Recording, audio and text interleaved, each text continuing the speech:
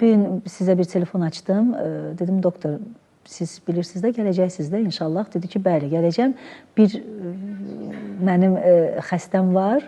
Onu dedi, əməliyyat edib gələcəm. Dedim, doktor, 15 dəqiqə vaxtımız, 20 dəqiqə vaxtımız var. Nə də? Dedi, yox. Yəni, doktor, belə tez bir zamanda, mən özümə, inanın, beynimdədir o bayaqdan. Dedim ki, bunu mütləq doktordan soruşacağım ki, adətən əməliyyata hazırlaşırlar. Bu necə əməliyyatlardır, xahiş edirəm.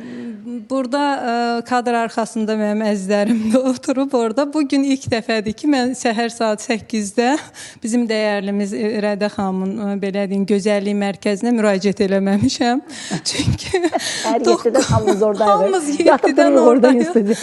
Saat 9-un yarısından artıq kəsiyimiz aparılıb. Bir pasiyentimizi əməliyyat elədim 46 yaşında.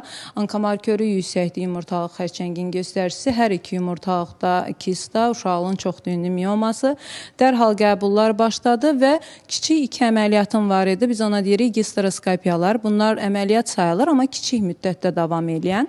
Haradasa 15 dəqiqə, 30 dəqiqə arasında davam edən kiçik əməliyyatlardır. Bu, təbii ki, baxır içəridə gördüyümüz patologiya və pasiyentin servikal kanalının vəziyyətinə. Ona görə dedim ki, çatdıracağım. Endoskopik yolla polipi olan bir pasiyentimiz idi. Endometrial boşluqda.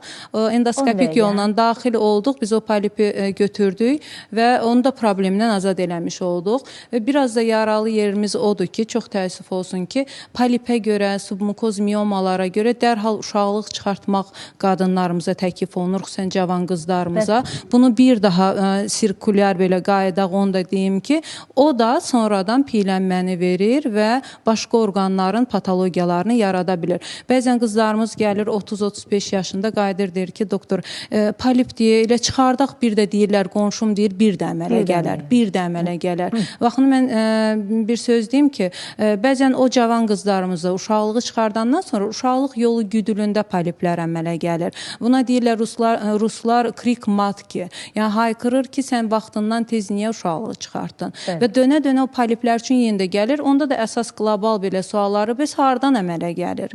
Yəni, bu balaca polipə görə uşaqlıq çıxartmaq olmaz. Çünki hormonlar özünü göstərir. Və bir də bir düşüncə var ki, artıq uşaqlığım çıxıbsa heç bir problem olmayacaq. O da yanlış bir düşüncədir. Çünki uşaqlıq yolu yerində qalır və orada da xoş xassəlidən tutmuş bəd xassəliyə qədər yarana bilir.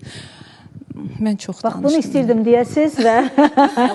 Amma siz qəşəng danışdınız, məlumatlı danışdınız. Biz susmuşuqsa deməli maraqlı danışdınız.